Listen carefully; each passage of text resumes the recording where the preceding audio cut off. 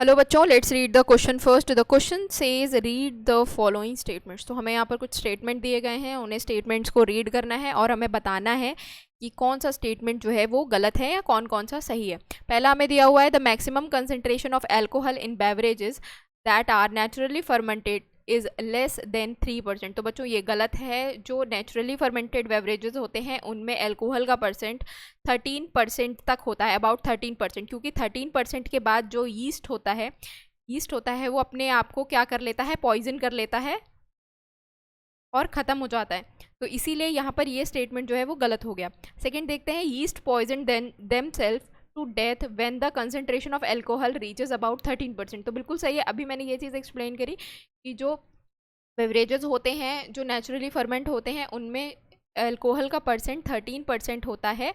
अगर उससे ज़्यादा मतलब 13% होता है और जो यीस्ट होता है वो उसके बाद अपने आप को पॉइजन कर लेता है और ख़त्म हो जाता है, तो उससे ज़्यादा उसका एल्कोहल परसेंटेज बढ़ नहीं पाता। तो ये स्टेटमेंट बिल्कुल सही है।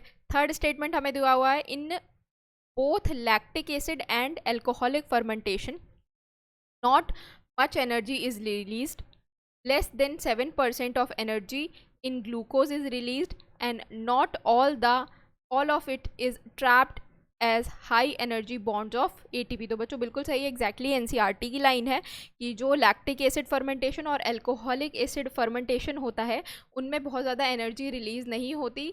कह लीजिए लेस देन 70% एनर्जी जो है वो रिलीज़ होती है, और जो जितनी भी एनर्जी रिलीज़ होती है वो ज़रूरी नहीं है कि वो हाई एनर्जी बॉन्ड्स में ट्रैप हो, जैसे कि एटीपी के हाई एनर्जी बॉन्ड्स में ट्रैप हो। तो ये भी बिल्कुल सही है।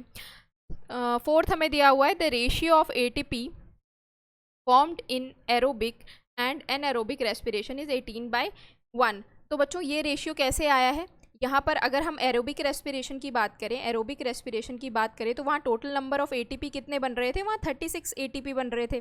और अगर मैं यही एनएरोबिक की बात करूँ तो वहाँ सिर्फ 2 एटीपी नेट गेन होता है ग्लाइकोलिसिस में, वो भी 2 एटीपी। तो जब हम 36 को 2 से डिवाइड करेंगे तो यहाँ हमारे पास क्या आ जाएगा, 1:18 का रेशियो आ जाएगा, 18:1 का रेशियो आ जाएगा।